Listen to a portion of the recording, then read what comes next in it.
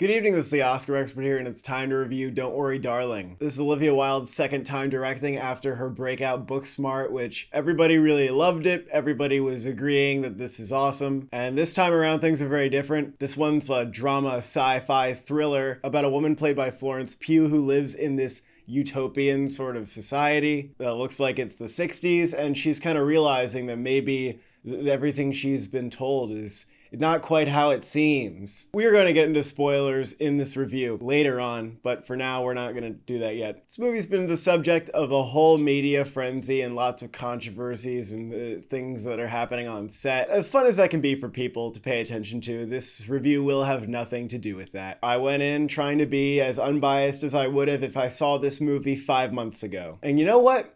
I think the movie's okay. There's a lot to like here. It's a kind of original concept. There's a mystery going on throughout. You're trying to figure out what's going on. The movie looks really beautiful. Matthew Libatique is the cinematographer here, and he does a great job. There's some really gorgeous shots, and the lighting is pretty stellar. The production design is also great. I love the design of Harry and Florence's house, and of the community as a whole. I think that this squeaky clean utopian community inside of this desert is a really cool look. That little domey house on a hill with the spiral thing, I think that the visuals and the look of this movie is just very memorable. And it's sort of a fun adventure that kind of gets you guessing. You know, maybe the conclusions don't really leave me with as much as I'd hoped, but I definitely didn't hate watching this movie. And there were some moments that I found to be pretty thrilling. There's actually a really good car chase in this movie. Also, the score from John Powell is really good. I really love the eerie vocal samples in this score. Now, where I found this movie to be disappointing is that there are a lot of really good ideas here. The movie is very obviously touching on gender roles and the men who wish that we could go back to times where everybody kind of knew their place. But I really didn't feel like those ideas were explored in a way that was more in depth than I got from the trailer alone. And honestly, just from what I knew about the plot of this movie and where I thought it was going, there were some explanations for how everything operated that were different than I thought they were going to be. But really, this movie concludes in almost the exact way that I expected it to, which is kind of disappointing. A lot of the movie is just there's something up here. Something's definitely wrong. We're going to have to wait and see what that is. This is a little fishy, and it does this for a long time, and our character will have these visions or hallucinations. But a lot of these scenes don't feel like they add up to much, other than just saying again and again that she is losing her mind or losing her grip, or is she? And I felt like the movie could have spent its 2 hours maybe diving deeper into the ideas that are rooted in this movie, which are very interesting. And that's all I'm going to say about that until spoilers later in the video. Performances, let's talk about that. Some controversial performances in this movie. Well, maybe one controversial performance. Florence Pugh, very, very good. She does a really convincing job playing this character losing her grip and not being sure if what she's seeing with her eyes is legitimate. Just seeing her watch the world around her kind of crumble. I mean, she was pretty fantastic in this. I also think there are some good supporting performances.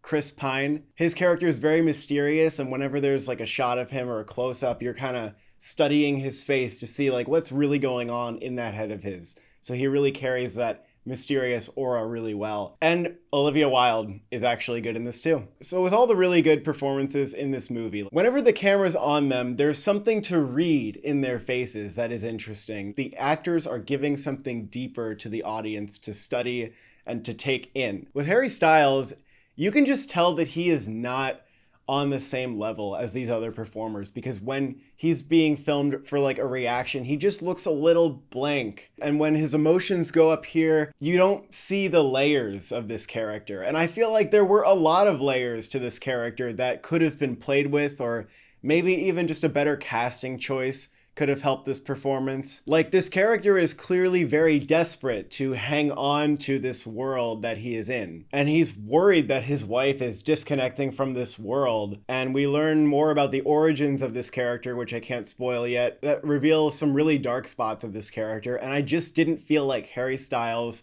was capable enough to convey that to us in this performance. I didn't think that he tanked the movie. I didn't think that he was laughably bad. It just was too blank for me, especially when compared to these other actors. For example, even Olivia Wilde's character she has something that's revealed later on about her character that makes us rethink the way that she was behaving before. And it's like, yeah, that totally adds up. Like, I could see that you were doing that in the earlier scenes. All right, now I'm gonna go into spoilers on this movie.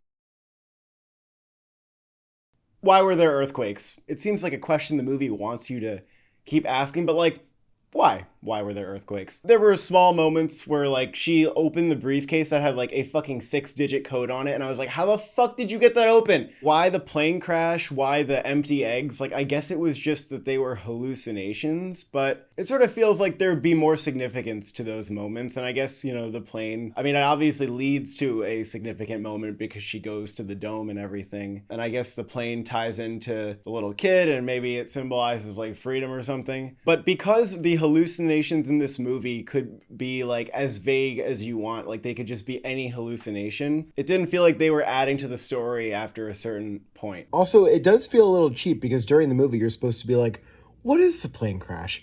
What are the earthquakes? Like big questions. And the answer to a lot of them is just like, yeah, they were hallucinations. Her subconscious was just making random shit up. I also do question this. So we learned that the entire world is a simulation where the characters are actually like in their beds, like with lasers in their eyes and shit. And my question is, why does it have to be a simulation? Why couldn't it just be that a bunch of incels and people who feel like women have gone too far in society and we need to get back to traditional gender roles? Like, why can't they just build a place in the desert? I think the simulation thing was interesting, and there was that moment where Olivia Wilde's like, I'm here because my kids get to be here, and that obviously wouldn't have happened if the movie was in like a real place. But when it comes to the conflict of our main character, I don't know if I felt like that twist did that much. Really, I do just question how much it added to the story, other than, you know, giving us some more like twists and things to be in suspense about. When it comes to suspension of disbelief, there's some things that I think are like a little weird about this. If it's a simulation, then why do they need to like physically send people out to like grab them? Like, why can't anybody just kind of glitch and be like, oops, I'm over here now, like I don't need to run after you? Like, why do the physics of the real world have to be obeyed if it's a simulation? And like, why would you set up a simulation where if you die in the simulation you die in the real world? Like, why would that happen? Now, I mostly don't really care about this because it's called suspension of disbelief, and I actually do like that the characters can die for real because it gives the movie some stakes. But the simulation theory, I guess, didn't feel like the most well thought out, but I also bring it up because I feel like some people are going to be more nitpicky about it than is necessary. My real problem is just, I don't know if it added anything like to the substance of the movie. Ultimately, this movie played out exactly how I thought, and you can see it in the trailer. Like, she's gonna wake up to the reality that she is being kept here via like gaslighting or something, and then she's gonna like drive out to like free herself, and that's what happens, and she does that in the end. And so it's like, okay, you gave me really everything I thought that you were going to, which for a movie that has so much like build up and so much anticipation for how these twists are going to play out, like, it really did feel pretty simple and kind of hollow. There are plenty of people who are being like indoctrinated into that kind of anti-feminist online movement, just like Harry Styles' character. I thought that that was interesting. They touched on that. But I think that because it is touching on some of these modern day issues, I think it could have been more specific or dive deeper into them. Instead, it kind of touches on them in like the most vague way, and we can obviously draw larger connections to our world. But I just didn't feel like I came out of this movie feeling like I learned a lot about these topics, or that I felt that they were explored in an unexpected way. I also didn't feel that Chris Pine's character's exit from the movie was very satisfying. Sure, it's satisfying that like Gemma Chan like stabs him or whatever, but that character always had, like I said, this aura of mystery around him, and I feel like we were maybe owed a scene where we did dive deeper into him, or we just got to see like his underlying motivation. It just feels a little easy that he just suddenly gets like killed. And Harry Styles, again, that character that could have been so much more well explored, and especially with a better actor. The thing that I wanted to say that I couldn't say in the non-spoiler section, this character is so like deeply insecure and has this sense of entitlement. Feels like he is owed a world that he can't get in reality. Like, those things are very deep and interesting to explore, and that's where I think they could have gone deeper with this character. But yeah, that's basically my main problem with the movie, is it just played out too much like I thought it would. Although there is a lot that I really admire about the movie. I give this movie a 5 out of 10, but I don't know. I don't even know if I like thumb up or thumb down the movie because I don't like actively dislike it.